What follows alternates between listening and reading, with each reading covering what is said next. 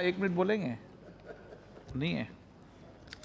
मैं माननीय सदस्यगणों को आग्रह करता हूं कि ये बिल पास होने के बाद हम प्राइवेट बिल लेंगे, इसलिए मैं माननीय गृह मंत्री जी से आग्रह करूंगा।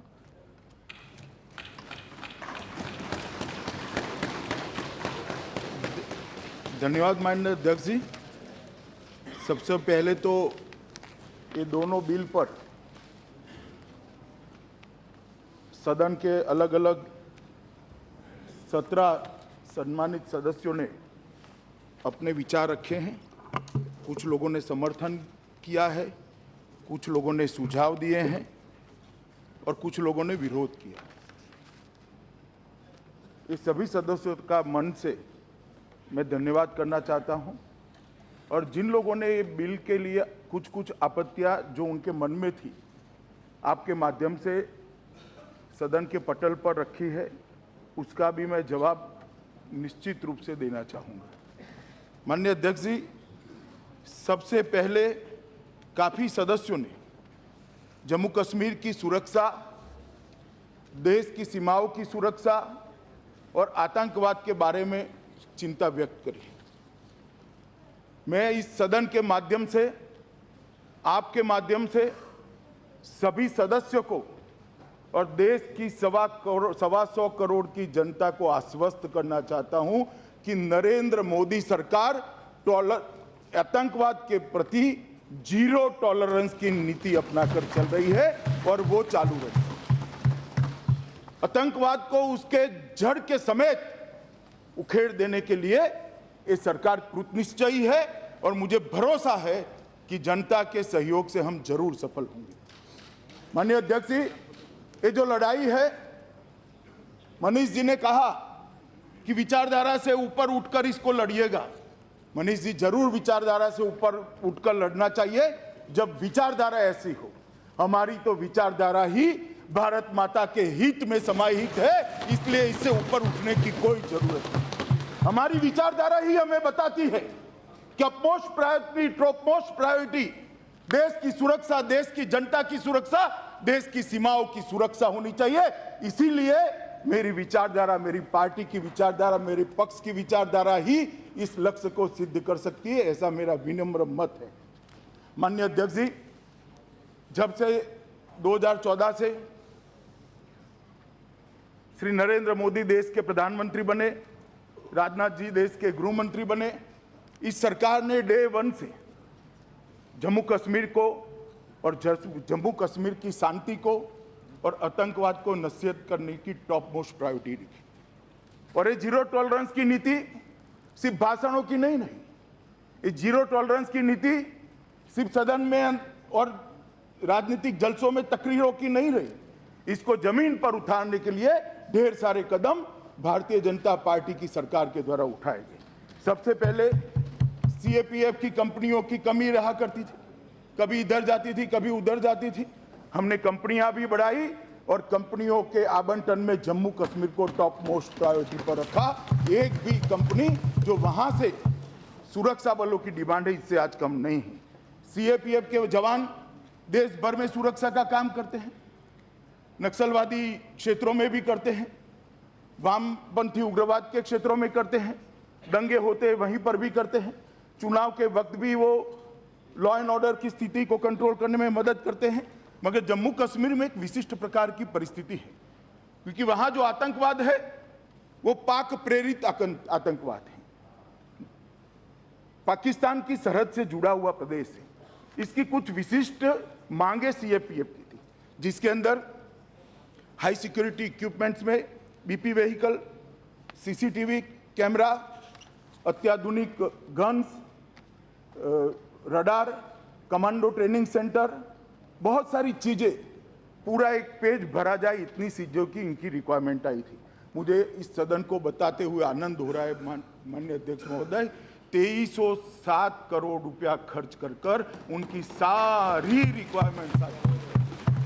कल ही मैं रिव्यू लेकर आया हूं माननीय अध्यक्ष, सारी रिक्वायरमेंट। और सीआरपीएफ के हेड जो वहां बैठे थे, हमारे डीजी बैठे थे, उन्होंने कहा कि आजादी के बाद पहली बार हमारी रिक्वायरमेंट की लिस्ट 0 पर पहुंची। माननीय अध्यक्ष जी,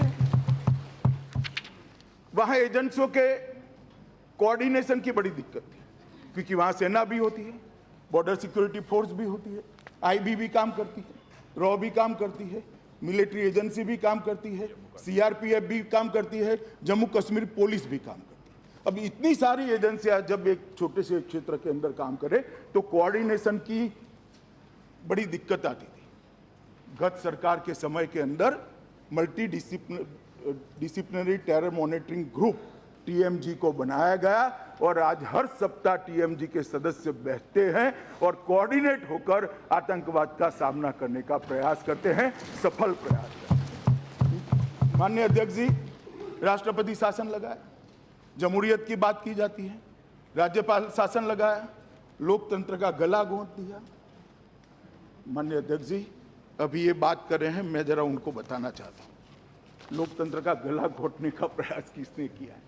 हमने तो एक विशिष्ट परिस्थिति के आधार पर राष्ट्रपति शासन में, मगर ये सदस्यों की जानकारी के रहे, इसलिए आपके माध्यम से सदन के पटल पर मैं रखना चाहता हूं।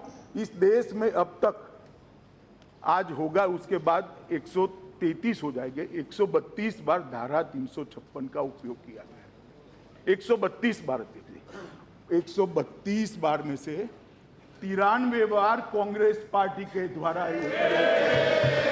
आज वो हमें लोकतंत्र सिखाएंगे? और क्यों डाल रहा है, क्यों डाल रहे हैं राष्ट्रपति शासन? एक विशिष्ट परिस्थिति है।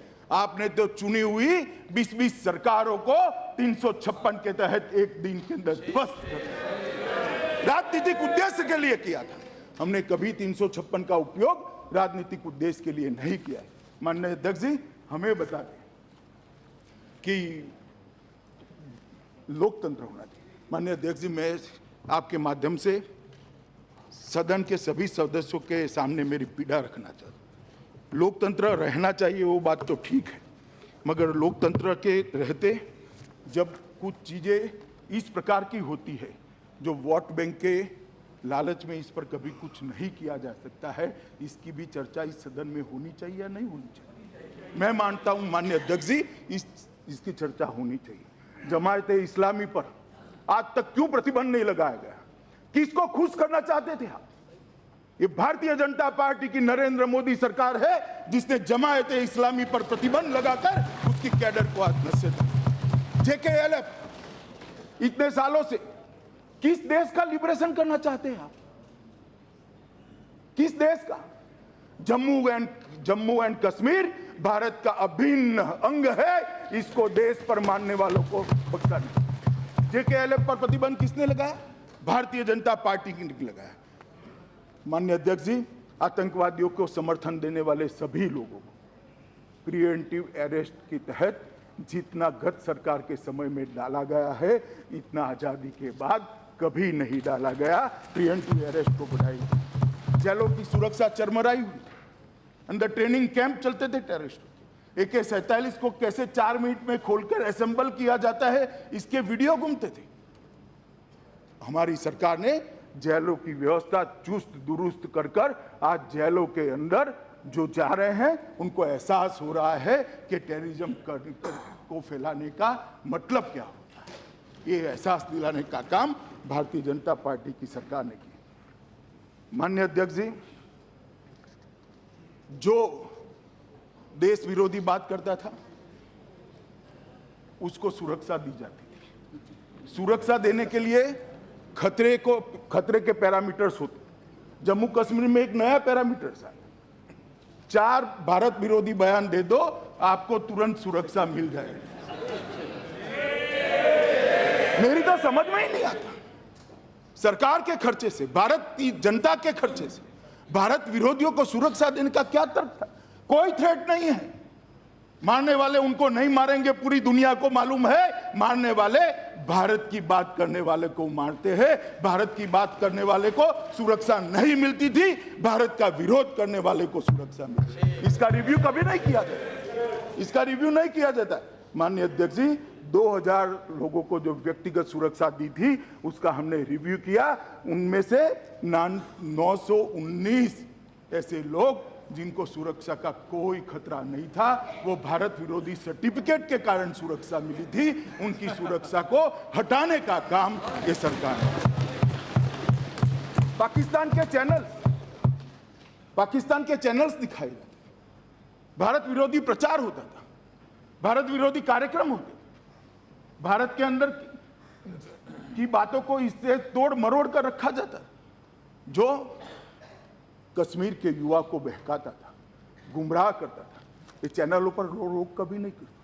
मैं आज इस सदन के अंदर श्रीमान राजनाथ सिंह जी बैठे हैं, उनको अभिनंदन देना चाहता हूं, देश के प्रधानमंत्री को अभिनंदन देना चाहता हूं कि भारत विरोधी जितने भी पाकिस्तान के अनऑथोराइज चैनल थे, उसका प्रसारण ये सरकार ने बंद करने का काम किया। माननीय अध्यक्ष जी, आतंकवाद के खिलाफ लड़ाई सिर्फ भारतीय जनता पार्टी लड़ी है ऐसा मेरा नहीं मानना।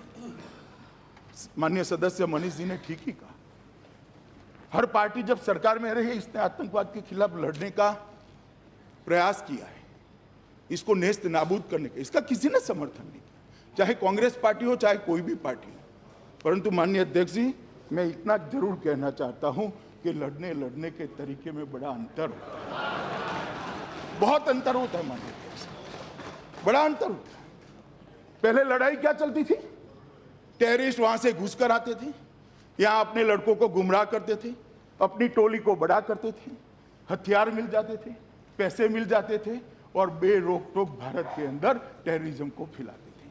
हम लड़ाई क्या लड़ते थे, वो टेररिस्टों को मारते थे, वो अपने लड़कों को मारते थे और अपनी जमीन पर अपने सुरक्षाकर्मी और अपने लड़के भी मरते थे, टेररिस्ट भी मरते थे। अप्रोच क्या होना चाहिए? टेररिज्म कहां से आता है, कहां से आता है? माननीय अध्यक्ष जी, हम सबको मालूम है कश्मीर के अंदर और देश के अंदर जो टेररिज्म की समस्या है वो पड़ोस के देश से आती है, वहीं से जनरेट होती है। ये कश्मीर का टेररिज्म पाक प्रेरित टेररिज्म है। हम हमारी जमीन पर लड़ाई लड़ते थे, देश की जनता ने मोदी जी को चुना, परिवर्तन आया और मोदी जी को चुनने के बाद लड़ाई के तरीके में परिवर्तन आया। हमारी भूमि पर लड़ाई लड़ना, वो तो लड़ते ही है और मजबूती से लड़ते और मजबूती से लड़ेंगे, परंतु जहां टेररिज्म की जड़ है वहां उनके घर में घुसकर इनके दिल दहलाने वाले हमले करने का काम ये भारतीय जनता। माननीय अध्यक्ष जी, हमने एयर स्ट्राइक करी, सर्जिकल स्ट्राइक करी, सवाल उठाए गए, शांति के दूत प्रेस कॉन्फ्रेंस लेने लगे। मैं कहना चाहता हूं, रिकॉर्ड क्लियर रहना चाहिए देश की जनता और दुनिया के सामने, हमारे दोनों सर्जिकल स्ट्राइक और एयर स्ट्राइक के अंदर एक भी नागरिक की मौत नहीं हुई, पूरे के पूरे टेररिस्ट मारे गए। मैंने देखिए, रिकॉर्ड क्लियर रहना चाहिए और हमने कोई हमला नहीं किया है। ये भारत का आत्मरक्षा का अधिकार है। एक सार्वभौमत्व प्राप्त करने वाली देश को अपनी आत्मरक्षा का अधिकार है और सर्जिकल स्ट्राइक और एयर स्ट्राइक दोनों भारत की आत्मरक्षा का अधिकार का प्रयोग करने का माननीय अध्यक्ष। पहले जब सर्जिकल स्ट्राइक करी, दुनिया भर के डिफेंस के पटनीट कहते थे कि भारत की नीति नहीं है, ये फ्लूक है, अचंभे में हो गया, अचानक कर दिया है। और बात भी सही थी, पहली बार हो रहा था, जो बोलते थे वो तो हम सुनते थे, जवाब देने की स्थिति में नहीं थे। पुलवामा हुआ, 40 हमारे सीआरपीएफ के जवान शहीद हो गए। सबको लगता था अब क्या होगा, अचंभे से तो अब नहीं होगा, पाकिस्तान सावधान है, बीच में सेना बिछा दी, टैंकें बिछा दी, तोपें बिछा दी। मगर माननीय अध्यक्ष जी, नरेंद्र मोदी सरकार का देश की रक्षा के लिए कमिटमेंट जस का तस था। इन्होंने टैंकें बिछाई, तोपें बिछाई, सेना बिछा दी। नरेंद्र मोदी जी ने एयर स्ट्राइक कर कर पाकिस्तान के घर में घुसकर आतंकवादी अड्डों का सफाया। और एयर स्ट्राइक होने के बाद आज दुनिया में कोई भी नहीं कहता कि ये फ्लूक है, पूरी दुनिया मानती है कि भारत की सुरक्षा नीति बनी है और देश को सुरक्षित करने के लिए भारत प्रतिबद्ध है। ये अंतर है। मैं ये नहीं कहता कि बाकी कोई पार्टियों ने कोई काम नहीं किया है, मगर करने में अंतर है और उसके परिणामों के भी अंतर आता है। माननीय अध्यक्ष जी, मैं तो जाना नहीं चाहता था, कुछ लाया भी नहीं था कि क्या बोलूं। मुझे तो लगता था सब समर्थन कर देंगे तो मेरे बोलने का बहुत मौका ही नहीं आएगा, मगर मनीष जी खड़े हो गए। मनीष जी ने इतिहास की बात करी। अब इतिहास की जब उन्होंने बात करी है तो माननीय अध्यक्ष जी मुझे भी इतिहास में जाना पड़ेगा। और माननीय अध्यक्ष जी जब ये इतिहास की बात करते हैं, उन्होंने विभाजन की बात करी कि विभाजन के कारण पूरा देश रक्त रंजित हो गया। विभाजन का कोई समर्थन नहीं करता। हम तो ना उस वक्त करते थे ना आज करते हैं। मनीष जी, आप सवाल उठा रहे हो विभाजन का। किसने किया विभाजन? किसने किया? हमने नहीं किया है। विभाजन की सहमति किसने दी? हम आज भी कहते हैं कि धर्म के आधार पर देश का बंटवारा नहीं होना चाहिए। हम आज भी कहते हैं ये गलती हुई है, ऐतिहासिक गलती हुई है, जिसकी ऊंचाई हिमालय जितनी है और गहराई सागर जितनी है। वो गलती मगर हमने नहीं की है। गलती हमने नहीं की है, गलती आपने करी है, आपकी पार्टी ने करी है। और ये इतिहास से आप भाग नहीं सकते हो। माननीय अध्यक्ष जी, हमें इतिहास की दुहाई दे रहे। 1/3 हिस्सा जम्मू कश्मीर का हमारे पास नहीं है। किसके कारण नहीं है भाई? किसके कारण नहीं है? जब महाराजा हरि सिंह जी ने भारत के साथ संधि कर दी, वायुसेना के विमानों से भारत की फौज वहां गई, पाकिस्तान के भेजी हुई कबीलाई के रूप में आई हुई सेना को खदेड़ना शुरू किया। खदेड़ते खदेड़ते काफी हद तक कश्मीर से लेकर आज की LOC तक पहुंचे। किसने सीज फायर कर दिया? किसने सीज फायर किया? माननीय अध्यक्ष जी, हमने नहीं किया। जवाहरलाल नेहरू उस वक्त के प्रधानमंत्री जी ने सीज फायर कर वो हिस्सा आज पाकिस्तान। हमें इतिहास सिखाते हैं, हमें कहते हैं, आरोप लगाते हैं, प्रेस कॉन्फ्रेंस करते, इसको भरोसे में नहीं लेते, उसको भरोसे में नहीं लेते, इसको भरोसे में, फलाने को नहीं, ढिकने को नहीं लेते। जवाहरलाल नेहरू जी ने देश के गृह मंत्री और उप प्रधानमंत्री को भी भरोसे में लिए बगैर कर। अगर भरोसे में लेते तो आज पाक ऑक्यूपाई कश्मीर भारत का हाथ में होता, हमारा कब्जा। इसको वापस लाने के लिए इतनी जद्दोजहद ना होती, और शायद भरोसे में लेते तो टेररिज्म का मूल ही ना होता। इसलिए मनीष जी, इतिहास हमें मत सिखाइए। मैं बताना चाहता हूं, बहन मीनाक्षी लेखी ने कहा 600 से ज्यादा रियासतें थी, राज्य रजवाड़े थे। ऐसा प्रॉब्लम ओवैसी जी चले गए, मुझे सुनने के लिए नहीं बैठे। ऐसा प्रॉब्लम हैदराबाद में भी हुआ था भाई, मजलिस ने किया था। ऐसा प्रॉब्लम जूनागढ़ में भी हुआ था, मगर ये दोनों प्रॉब्लम सरदार पटेल टैकल कर रहे थे। आज हैदराबाद और जूनागढ़ भारत का हिस्सा है, और जम्मू कश्मीर कौन देख रहा था? नहीं, मैं भी ये नहीं कहता।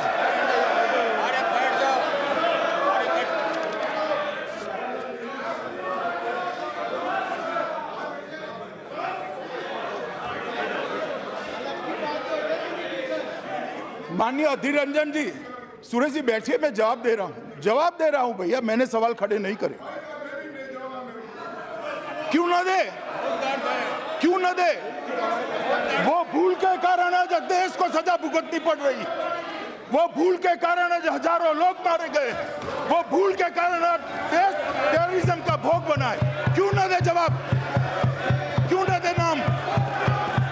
जरूर देंगे, ये इतिहास का हिस्सा है। माननीय अध्यक्ष जी, मैं इतना पूछना चाहता हूं। सुरेश जी प्लीज मुझे सुनिए, प्लीज मुझे सुनिए, प्लीज मुझे सुनिए। माननीय अध्यक्ष जी,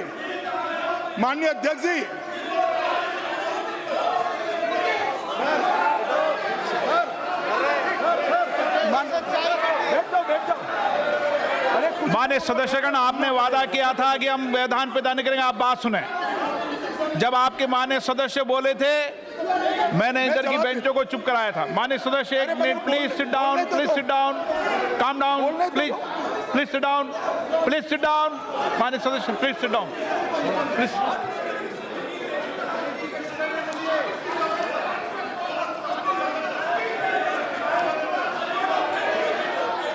बैठ जाओ।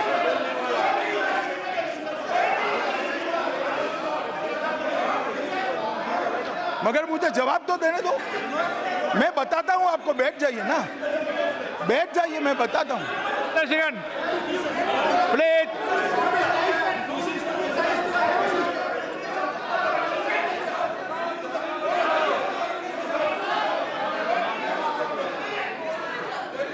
आसन पैरों पे बैठिए, बैठिए आसन पैरों पे बैठिए। माननीय सदस्यगण आसन पैरों पे, आसन पैरों पे, आसन पैरों पे। माननीय सदस्यगण आसन पैरों पे, आसन पैरों पे। व्यवस्था दे रहा हूं आसन पैरों पे, प्लीज आसन पैरों पे। माननीय सदस्यगण ऐसा आसन पैरों पे, आसन पैरों पे, प्लीज प्लीज प्लीज प्लीज। माननीय आप माननीय जी प्लीज। मैं बताता हूं, मगर मुझे सुनिए। अधीर रंजन जी,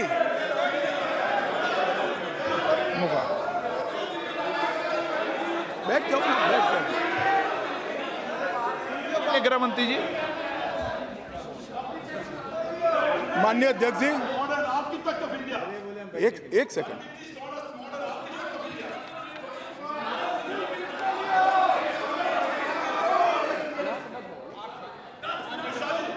बैठ जाओ भैया, बैठ जाओ भगवान।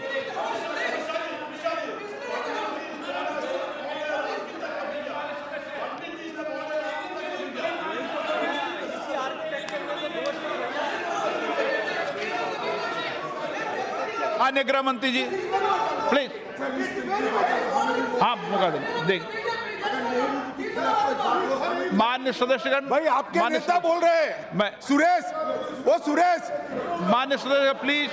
भैया आपके नेता बोल रहे हैं, उनको तो सुनो। माननीय सदस्यगण, माननीय बैठ जाओ। माननीय रिप्लाई के बाद मौका देंगे आपको। आपके माननीय सदस्य ने भी हिस्ट्री बताई थी। प्लीज बैठ जाइए, प्लीज बैठ जाइए। माननीय गृह मंत्री जी, अधीर रंजन जी, प्लीज प्लीज प्लीज। माननीय सदस्य प्लीज बैठ, प्लीज प्लीज। माननीय गृह मंत्री जी, अध्यक्ष जी, मुझे मालूम नहीं था सच्चाई सुनकर इतना दुख लगेगा। मैं फिर भी अब नाम नहीं लूंगा। चलिए, प्रथम प्रधानमंत्री कहूंगा, नाम नहीं लूंगा। अरे नहीं लूंगा भाई नाम। अरे भाई नाम नहीं लूंगा बोल दिया, अब क्या कर रहे हो आप? बैठ जाइए, बैठ जाइए, बैठ जाइए प्लीज। ऐसा नहीं।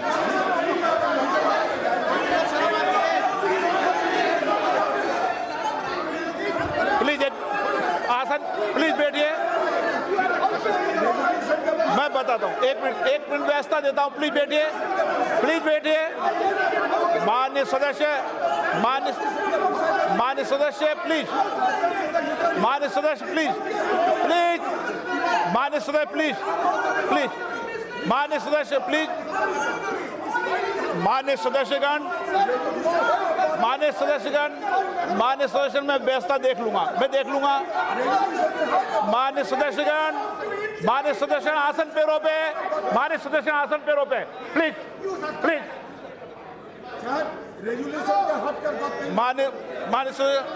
माननीय सदस्यगण, माननीय गृह मंत्री, माननीय सदस्यगण, जब आपके माननीय सदस्य इतिहास के बारे में बोल रहे थे, जब मैंने ट्रेजरी बेंच से भी आग्रह किया था, मैंने कहा कोई डिस्टर्बेंस व्यवधान पैदा नहीं होगा, और आपने उस समय कहा था कोई व्यवधान। आपको माननीय गृह मंत्री जी के बाद कोई बात कहनी है तो 2 मिनट आपको समय दूंगा। अब माननीय गृह मंत्री बोल। नहीं सर, बात यह है कि रेजोल्यूशन पे खोलने के लिए चाहिए। ये बताता हूं मैं बताता हूं। प्लीज, अब प्लीज, मैं बताता हूं, प्लीज मैं आपको बताता हूं। माननीय अध्यक्ष जी, अधीर रंजन जी जिस संधि की बात कर रहे हैं, मैं उनको स्मरण कराना चाहता हूं कि ये संधि सिर्फ जम्मू कश्मीर के साथ नहीं हुई, देश की 630 रियासतों के साथ हुई। मेरा यही कहने का मतलब है, 630 रियासतों के साथ संधि हुई, कहीं 370 नहीं बचा है।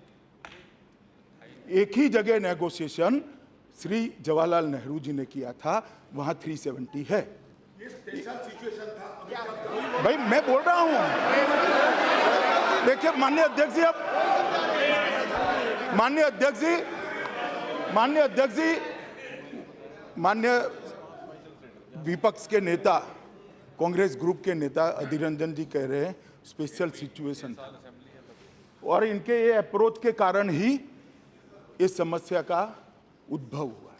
आजादी के समय एक काम किया। भाई साहब ऐसे तो नहीं चलेगा। आप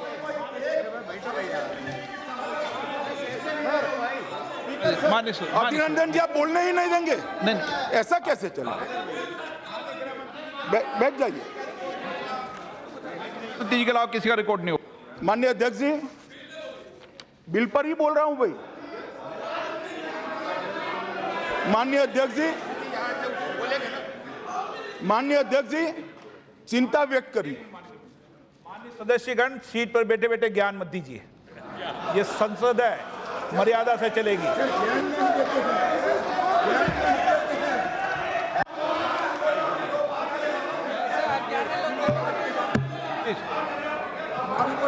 माननीय सदस्य प्लीज बैठ, प्लीज सिट डाउन। माननीय अध्यक्ष जी, माननीय अध्यक्ष जी, माननीय भाई, माननीय अध्यक्ष जी, अभी कहा गया है कि भरोसा नहीं। मैं पार्शियली इस बात से सहमत हूं कि जम्मू कश्मीर के अवाम और भारत की अवाम के बीच में खाई पैदा हुई, मगर भरोसा क्यों नहीं बना? क्योंकि पहले से भरोसा बनाने का प्रयास ही नहीं किया गया। माननीय अध्यक्ष जी, मैं थोड़ा और इतिहास में पीछे जाना चाहता हूं। जम्मू कश्मीर के अंदर 1931 में मुस्लिम कॉन्फ्रेंस की स्थापना हुई। कौन इसके नेता थे? शेख अब्दुल्ला साहब। मुस्लिम कॉन्फ्रेंस की स्थापना हुई। लंबे समय तक कांग्रेस ने अपनी पार्टी भी नहीं बनाई वहां। क्यों नहीं बनाई? क्योंकि मुस्लिम कॉन्फ्रेंस को चलाना चाहिए, समर्थन करना चाहिए। माननीय अध्यक्ष जी, क्या हुआ? Congress party put all eggs in Sheikh Abdullah's bucket. सारे अंडे की टोकरी में रखे और अब्दुल्ला साहब टोकरी लेकर ही भाग गए। स्थिति क्या हुई माननीय अध्यक्ष? स्थिति क्या हुई? शेख अब्दुल्ला साहब को वहां का प्रधानमंत्री बनाया गया। 23 जून 1953 को जब श्यामा प्रसाद मुखर्जी जम्मू कश्मीर के संविधान का विरोध करते हुए, परमिट प्रथा का विरोध करते हुए, देश में 2 प्रधानमंत्री के प्रावधान का विरोध करते हुए जम्मू कश्मीर की सरहद के अंदर घुसे, उनको जेल के अंदर डाल दिया और जेल के अंदर उनका शंकास्पद मृत्यु हो गया। अब कहेंगे कि मृत्यु होते हैं क्या कर सकते हैं? माननीय अध्यक्ष, उसकी जांच तो हो सकती है ना, करनी चाहिए या नहीं करनी चाहिए? देश के विपक्ष का नेता था, इतनी बड़ी नई बनी हुई मगर एक पार्टी का नेता था, देश के भूतपूर्व उद्योग मंत्री थे, बंगाल के नेता थे। आज बंगाल भारत में है तो उसमें श्यामा प्रसाद जी का योगदान है, वरना आज बंगाल भारत में नहीं है। माननीय अध्यक्ष, उनकी मृत्यु हुई, जांच नहीं की गई। उसके बाद में देश में हालात ऐसे बने कि 8 अगस्त को शेख अब्दुल्ला को पदच्युत कर उनको जेल में डालना पड़ा। माननीय अध्यक्ष जी, किसने भरोसा किया? क्यों भरोसा किया? और वहीं से विश्वास टूटने की बात शुरू हुई है। मनीष भाई, माननीय सदस्य, आपने कहा कि चुनाव कराने चाहिए। चुनाव नहीं करते हैं तो जम्मू कश्मीर की आवाम के अंदर शंका पैदा होती। ओवैसी साहब अच्छा हो गए, आ गए। ओवैसी जी ने भी कहा चुनाव कराने चाहिए, शंका उत्पन्न होती। माननीय अध्यक्ष जी, चुनाव कराए गए 57 में, चुनाव कराए गए 62 में, चुनाव कराए गए 67 में। शंका क्यों उत्पन्न होती है? उसका मूल वही है क्योंकि ये सारे के सारे चुनाव फर्जी करा गए जिसमें जम्मू कश्मीर की जनता को वोट नहीं दी गई। हमारी सरकार नहीं थी माननीय अध्यक्ष जी, हमारी सरकार नहीं थी। ना 57 में थी, ना 62 में थी, ना 67 में थी। ये तीनों चुनाव डेमोक्रेसी के नाम पर मजाक, और वहीं से जम्मू कश्मीर की जनता के मन में इस शंका का बीज आरोपित हुआ है जो आज बड़ा पेड़ बनकर, दरख्त बनकर खड़ा है। ये हमने नहीं शुरू किया माननीय अध्यक्ष। यहां पर बैठे जम्मू कश्मीर के मेंबरान भी बैठे, वो शायद अब्दुल खालिक के नाम को जानते होंगे, जो डिस्ट्रिक्ट मजिस्ट्रेट थे श्रीनगर जिले के, और आधी घाटी श्रीनगर जिले में आती थी, उस वक्त ज्यादा जिले नहीं थे।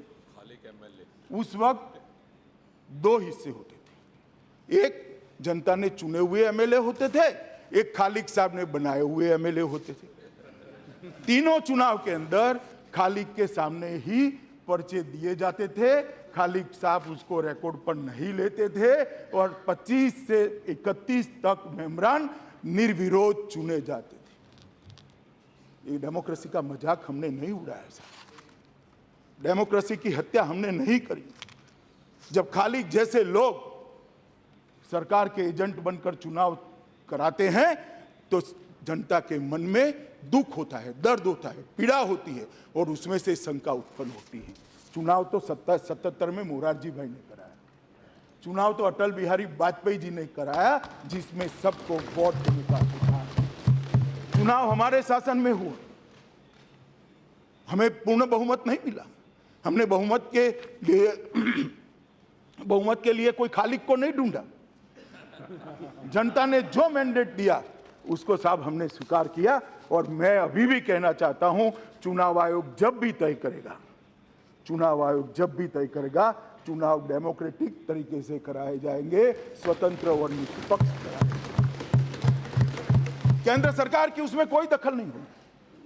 कुछ मेंबरान ने पूछा कि चुनाव कब कराएंगे,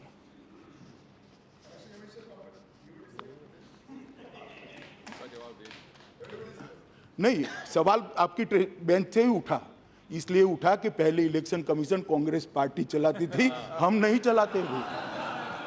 हमारे समय में इलेक्शन कमीशन के फैसले इलेक्शन कमीशन करता है। अरे रिकॉर्ड है जी,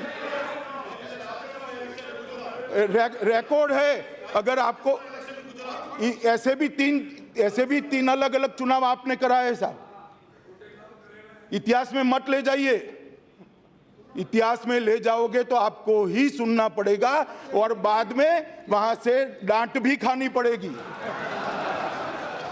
माननीय अध्यक्ष जी, आज कोई निर्दलीय भी चुनाव लड़ सकता है।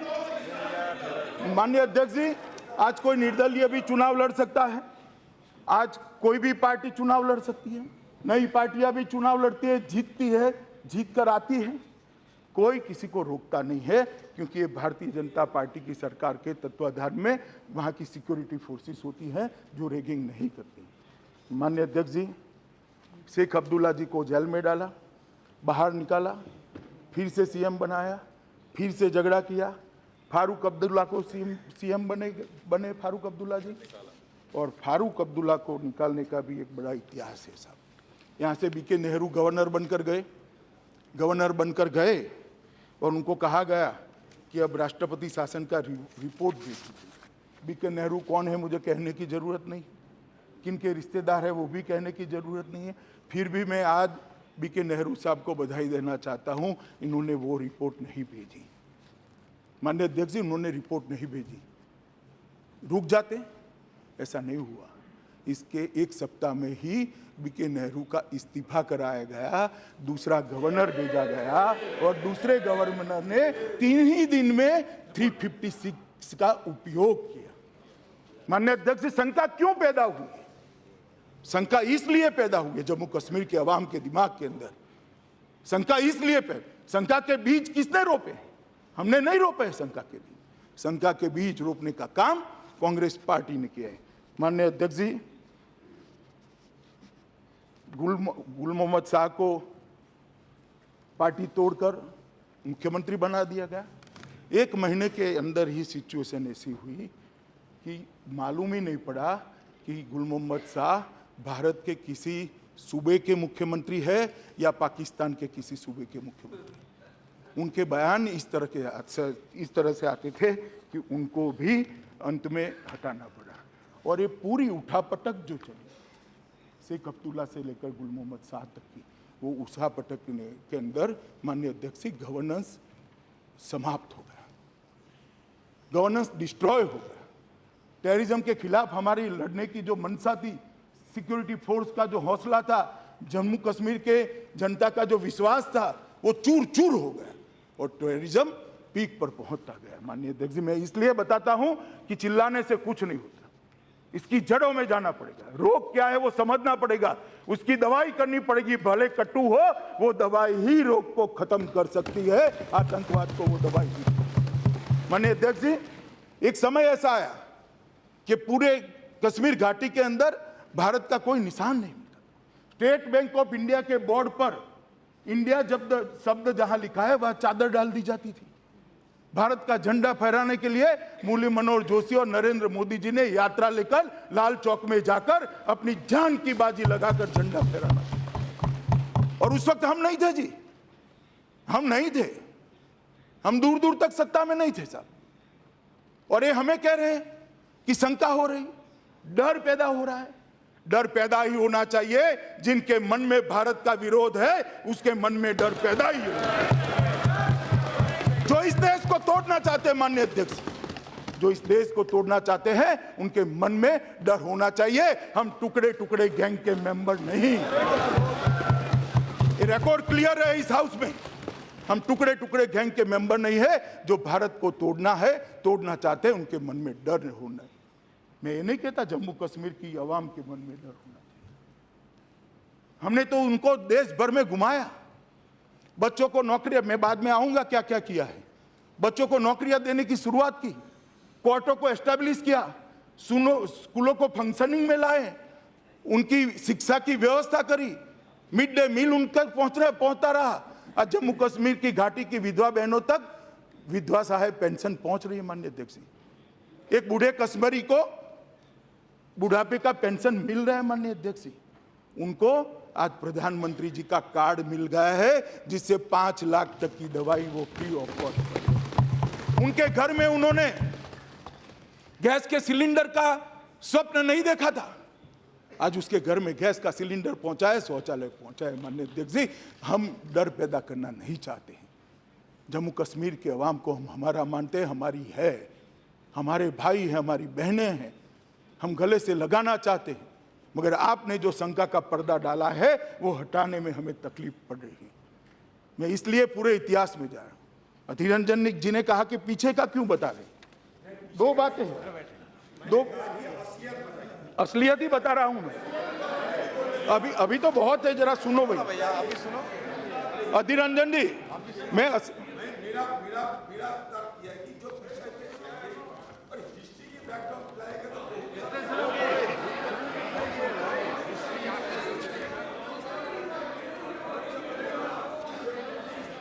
माननीय अध्यक्ष जी, ठीक भैया, ठीक। माननीय अध्यक्ष जी, मैं यही कहना चाहता हूं, हम कश्मीर की आवाम की चिंता करने वाली सरकार है। आज तक उनकी पंचायतों को अपना पंच और सरपंच चुनने का अधिकार किसने नहीं दिया था? सिर्फ 3 ही परिवार इतने साल तक कश्मीर के पर शासन करते रहे। पंचायत का शासन भी वो करे, तहसील पंचायत का भी वो करे, जिला पंचायत का भी वो करे, म्यूनिसिपालिटी और म्यूनिसिपल कॉरपोरेशन का भी वो करे, और सरकार भी वो चलाए। क्यों भाई? जम्मू कश्मीर हिंदुस्तान का हिस्सा नहीं है? आज माननीय अध्यक्ष जी, मुझे बताते हुए, आपके माध्यम से इस सदन को बताते हुए आनंद हो रहा है, 40,000 पंच सरपंच अपने अधिकार के साथ अपने गांव का विकास कर रहे हैं। विश्वास इस तरह से खड़ा होता है। विश्वास खड़े करने की प्रक्रिया है। हमने तो अधिकार दिए, आपके समय में अधिकार छीने गए थे। हसनान साहब, मैं ये बताना चाहता हूं आपको, अधिकार हमने नहीं लिया, अधिकार हमने दिया है। और वही तकलीफ है कि अधिकार 3 परिवारों के पास से निकलकर जनता के पास जा रहा है। माननीय अध्यक्ष जी, और ये पंचायत का चुनाव होना चाहिए। मैं भूतपूर्व प्रधानमंत्री राजीव गांधी का ही ये सपना था, इसी सदन में लेकर आए, मगर दुख का विषय है जम्मू कश्मीर तक नहीं पहुंचा। वो जम्मू कश्मीर तक पहुंचाने का काम हमारे प्रधानमंत्री श्री नरेंद्र मोदी जी ने। माननीय अध्यक्ष जी, कहते हैं सिचुएशन पर कंट्रोल नहीं। हमने साहब तारीख के अंदर बहुत सारे चुनाव देखे हैं जिसमें असेंबली के चुनाव में, पार्लियामेंट के चुनाव के अंदर खून की नदियां बही, सैकड़ों लोग मारे गए, 40,000 पदों के 4,000 गांवों में चुनाव हुआ, खून का कतरा भी जम्मू कश्मीर की भूमि पर नहीं। और आप कह रहे कंट्रोल नहीं। अभी लोकसभा चुनाव हुआ, एक खून का कतरा भी जम्मू कश्मीर की जमीन पर नहीं गिरा, और आप कह रहे कंट्रोल नहीं। कंट्रोल है, मगर ये कंट्रोल आपको पसंद नहीं है, क्योंकि आपका देखने का नजरिया अलग है, हमारा देखने का नजरिया अलग है। माननीय अध्यक्ष जी, मैं इतना ही कहना चाहता हूं कि जहां तक जम्मू कश्मीर की जनता को भरोसों में लेने का सवाल है, हमारा टॉप मोस्ट प्रायोरिटी है। उनका कल्याण का सवाल है, हमारी टॉप मोस्ट प्रायोरिटी है। और उनको कुछ ज़्यादा भी देना चाहिए पड़ेगा तो हमारी इसलिए तैयारी है क्योंकि उन्होंने बहुत सहा है। कुछ ज़्यादा देने में कोई दिल नरेंद्र मोदी जी का या हमारी सरकार का छोटा नहीं हो जाएगा। हम बड़े हृदय के साथ इसके विकास में हैं। और माननीय अध्यक्ष जी, फिर एक बार, ये सिर्फ तकरीर नहीं है। हम जब कहते हैं हम जम्मू कश्मीर के अंदर डेवलपमेंट चाहते हैं, तो सिर्फ तकरीर नहीं है, भाषण नहीं है। जम्मू कश्मीर की आवाम की खुशहाली के लिए, जम्मू कश्मीर की आवाम को विकास देने के लिए हमने ढेर सारे कदम उठाए।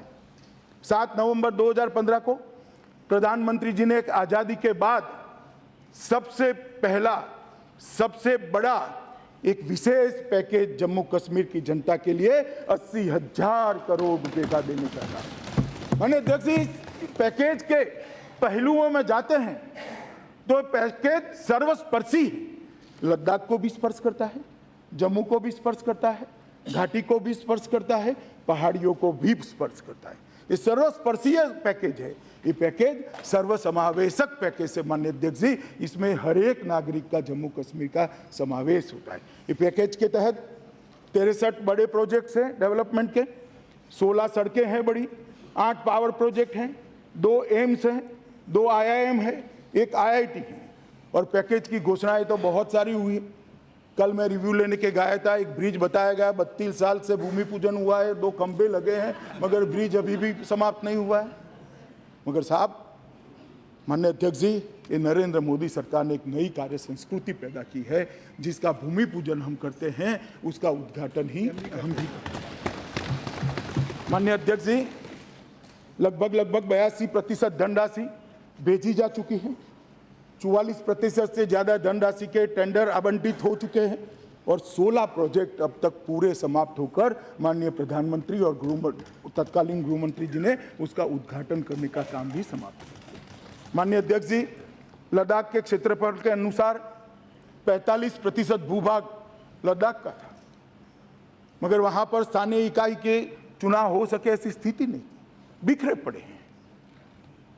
बहुत बड़े क्षेत्र के अंदर छुटपुट रहते हैं। तो हमने वहाँ हिल काउंसिल बनाकर पंचायत की तरह उनके विकास का अधिकार उनको सुपुर्द करने का काम किया। और आज़ादी के बाद पहली बार लद्दाख को लग रहा है कि हिल काउंसिल के दृष्टि से हमें हमारा बजट हमें खुद दी। माननीय अध्यक्ष जी, उनकी फरियाद थी कि हमें प्रशासन का अनुभव नहीं है, पहली बार अधिकार मिला है आज़ादी के बाद, हो सकता है खर्च हम न कर पाए, एक ही साल की अवधि देते हो। तो लद्दाख को एक स्पेशल हमने फेवर दिया है कि इनकी काउंसिल के जरिए जो काउंसिल को जो बजट दिया जाएगा वो लैप्स नहीं होगा, वो क्यूमुलेटिव इफेक्ट से सालों तक बच जाएगा। माननीय अध्यक्ष जी, हम चिंता करने वाले लोग हैं। माननीय अध्यक्ष जी, श्रीनगर लेक ट्रांसमिशन लाइन पूरी कर दी गई है। कारगिल और हैंडली में 7500 मेगावाट की क्षमता से चलने वाला सोलर प्लांट की नींव रख दी गई है। 2 नए डिग्री कॉलेज लद्दाख में खुले, 5 नए टूरिस्ट सर्किट और 5 नए ट्रेकिंग के मार्ग खुले हैं। मैंने कल रिव्यू में पूछा, 5 मार्ग पर आज तक दुनिया भर के 170 से ज़्यादा दल ट्रेकिंग के लिए आए। माननीय अध्यक्ष जी, ये बहुत बड़ी उपलब्धि है लेह लद्दाख के लिए। माननीय अध्यक्ष जी, 6 राज्य और दिल्ली में हमारे कश्मीरी पंडित जो वहाँ से निष्कासित किए गए, जो भाग कर आए, उनके लिए भी हमने बहुत कदम उठाए। उनकी नकद राहत को 2015 में 6,000 रुपये से बढ़ाकर 10,000 रुपया किया गया। 2018 में उसको 13,000 किया गया। डायरेक्ट बेनिफिट ट्रांसफ़र के द्वारा इनके सीधे अकाउंट में पहुंचा रहे हैं। जम्मू कश्मीर राज्य सरकार में 3,000 अतिरिक्त पद सृजित किए गए। उनके लिए किए गए। इसकी भर्ती की प्रक्रिया भी चालू है और 600 से ज़्यादा लोगों को मिला है। ओवैसी साहब मुझे पूछ रहे थे क्या किया पंडितों के लिए। मैं मानता हूं कि वो सुनते होंगे, उनका ध्यान भी होगा।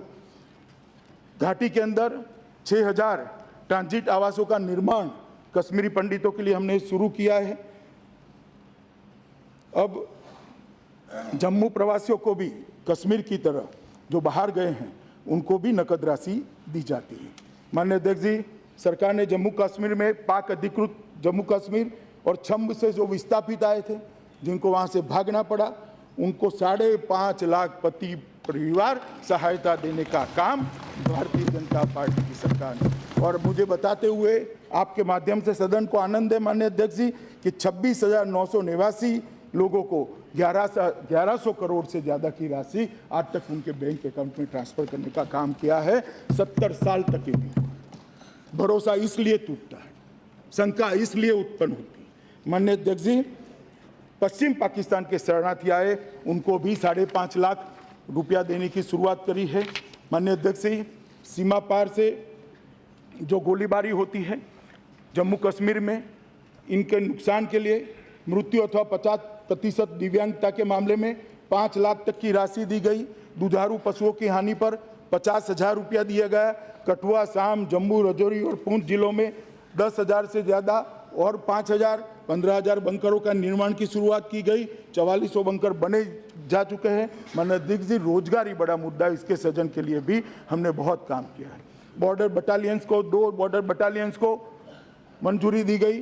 2000 नए विशेष पुलिस अधिकारियों की जगह मंजूर कर दी गई, जिनकी भर्ती हो चुकी है, ट्रेनिंग चालू है। 5 नई IR बटालियन, 2 नई वुमेन बटालियन, सीमावर्ती जिलों में 60% आरक्षण भर्ती के लिए देने का काम नरेंद्र मोदी सरकार ने किया है। माननीय अध्यक्ष जी, ये 1 साल के अंदर ये काम हुआ।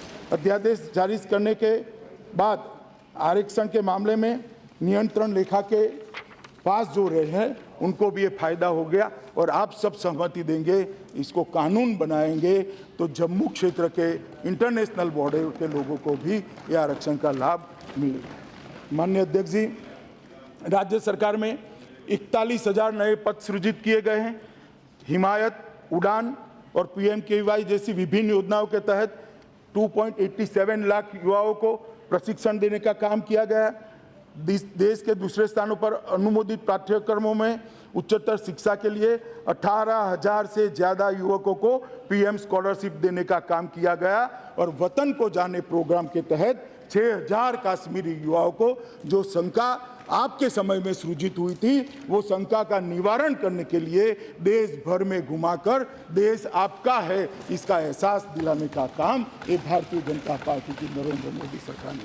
सेवा के माध्यम से कुपवाड़ा में लगभग 880 मास्टर ट्रेनर्स, 49 महिलाओं को प्रशिक्षित किया गया। अध्यक्ष महोदय, मैं बहुत सारी लंबी चीज़ें हैं, मैं सदन का ज़्यादा वक्त लेना नहीं चाहता, मगर मैं इतना जरूर बताना चाहता हूं कि ये जो भय की बात है इसके 2 हिस्से हैं।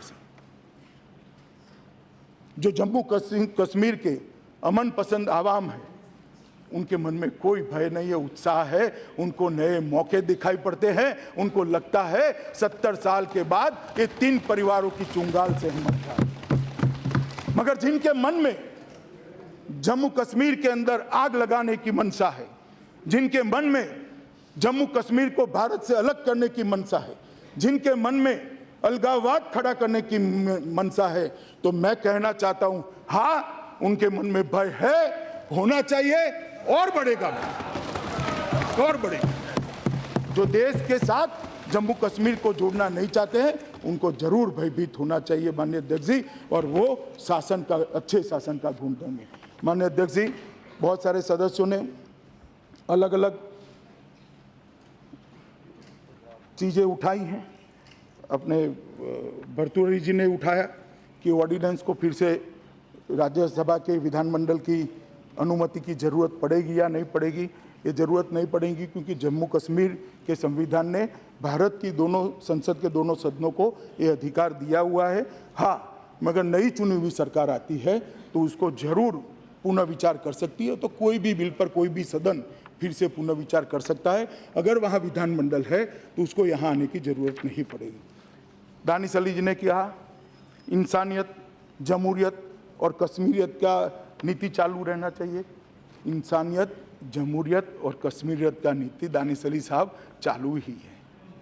इंसानियत तो वो है कि 70 साल के बाद जम्मू कश्मीर की माताओं को एक टॉयलेट उपलब्ध कराने का काम ये सरकार ने, उसकी झोंपड़ी को धुएं से मुक्त कराने का काम किया है। जम्मू कश्मीर के अंदर 1,42,000 लोगों को घर देने का काम ये भारतीय जनता पार्टी की नरेंद्र मोदी सरकार है। इंसानियत तो ये है साहब, इनके मन में जो भय था, शंका थी, अविश्वास था, वो दूर करने के लिए हमने उनको सुरक्षा दी है और जो खड़ा करते थे उनके मन में भय का सृजन किया है। यही इंसानियत है।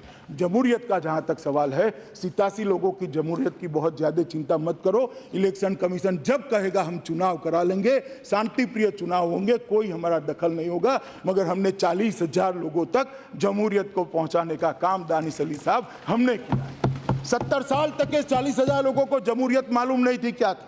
उनके वोट सरकार के एजेंट डाल देते थे, वो अपना नुमाइंदा नहीं चुन पाते थे, वो अपनी बात अपनी पंचायत में नहीं रख सकते, मेरे गांव में क्या चाहिए वो तय नहीं कर सकते थे, मेरे तहसील के अंदर, मेरे जिले के अंदर क्या चाहिए वो तय नहीं कर सकते। जमहूरियत इसको कहते हैं कि आज गांव का विकास कैसे करना, वो गांव के सरपंच और पंच बैठकर कर रहे हैं और 1 करोड़ 50 लाख 80 लाख जैसी अमाउंट ग्राम पंचायत के खाते में सीधी दिल्ली के खजाने से जाती है। इसको जमहूरियत कहते हैं। और जहां तक कश्मीरियत का सवाल है, कश्मीरियत खून बहाने में नहीं है,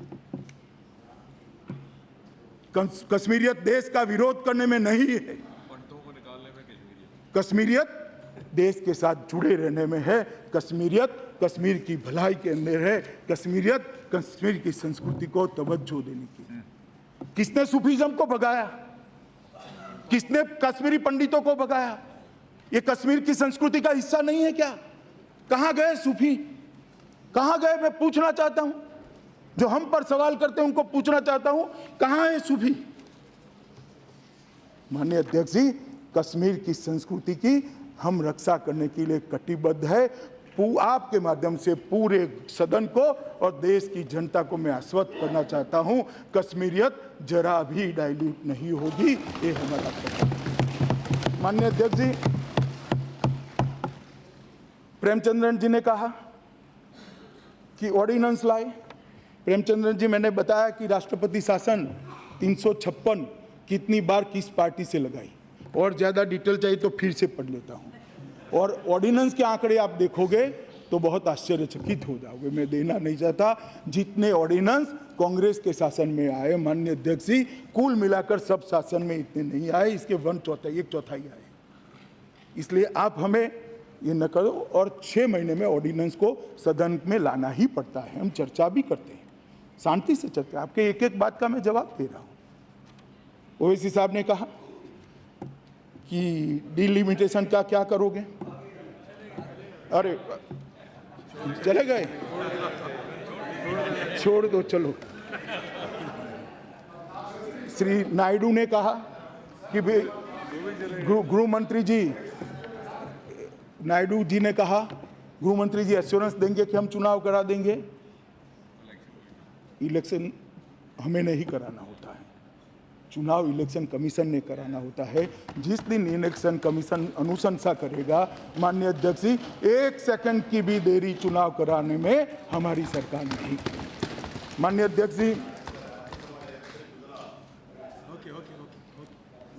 ये विषय नहीं, मगर जवाब चाहिए तो मैं दे दूं उसका।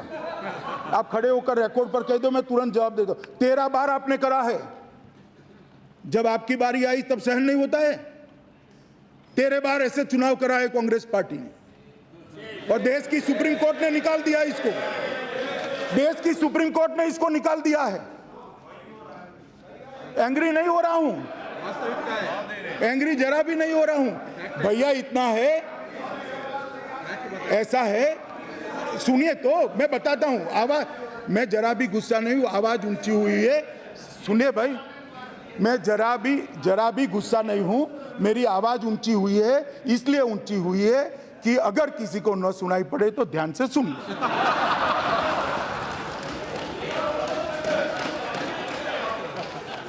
माननीय अध्यक्ष जी, जसबीर जी ने कहा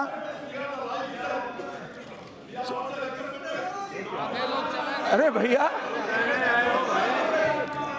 इसमें इतना पर्सनली क्यों लेते हो? कोई आदमी की आवाज बड़ी हो सकती है, आवाज पे क्यों जाते हो? कंटेंट पर जाओ।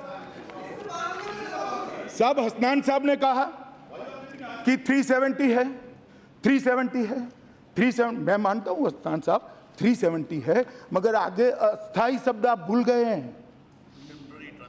ये अस्थाई है, परमानेंट नहीं है। अस्थाई शब्द आप भूल गए हैं, और या तो जानबूझकर पढ़ते नहीं हैं। 370 हमारे संविधान का अस्थाई मुद्दा है, ये याद रखिएगा। और शेख अब्दुल्ला साहब की सहमति से ही हुआ है, शेख अब्दुल्ला साहब की सहमति से ही हुआ है। आपने कहा कि अप्रोच में परिवर्तन, मैं स्पष्ट कर देना चाहता हूं सदन के माध्यम से, माननीय प्रधानमंत्री जी, हमारी सरकार या मेरे अप्रोच के अंदर कोई परिवर्तन नहीं है। हमारा अप्रोच पहले भी वो था, आज भी वो है, आगे भी ये रहेगा। भारत को सुरक्षित, समृद्ध, संस्कृत और शिक्षित बनाने का अप्रोच जस का तस हमारा पड़ा, कोई परिवर्तन नहीं। इसलिए परिवर्तन की चिंता न करें माननीय अध्यक्ष जी। और मैं इतना ही कहना चाहता हूं कि दोनों बिल जो आज मैं लेकर आया हूं वो जम्मू कश्मीर की भलाई के लिए हैं। एक विशिष्ट प्रकार की सिचुएशन खड़ी हुई है। ओवैसी साहब ने ये भी पूछा था कि भाई इसके साथ चुनाव क्यों नहीं कराए गए। काफ़ी मेंबरों ने भी पूछा कि लोकसभा के साथ चुनाव क्यों नहीं कराए गए। मैं इतना ही बताना चाहता हूं, लोकसभा की 6 सीट होती है, 6 प्रत्याशी होते हैं। जब असेंबली का चुनाव करते हैं तो ढेर सारी जगहों पर असेंबली के चुनाव होते हैं, ढेर सारे प्रत्याशी होते हैं। लोकसभा के साथ इन सबको सुरक्षा प्रदान करना संभव नहीं था। ढेर सारी सुरक्षा की ऊर्जा भारत विरोधियों को सुरक्षा देने में खर्च होती थी, अब उससे मुक्ति मिल गई है। चुनाव आयोग जब भी कहेगा हम तुरंत चुनाव करा लेंगे, इसकी आप जरा भी चिंता मत करिए। और कश्मीर के अंदर लोकतंत्र बहाल करना हमारी सरकार की जिम्मेदारी है, मगर हम तभी कर सकते हैं जब चुनाव आयोग हमें के। माननीय अध्यक्ष जी, अंत में मैं आपके माध्यम से पूरे सदन को अपील करना चाहता हूँ कि ये जो दोनों बिल में लेकर मैं आया हूँ, उसमें माननीय मनीष जी अब सुने, उसमें दलगत राजनीति से ऊपर उठकर, विचारधारा से ऊपर उठकर इसका समर्थन करिए। यही विनंती कर मेरी बात समाप्त। के प्रेमचंद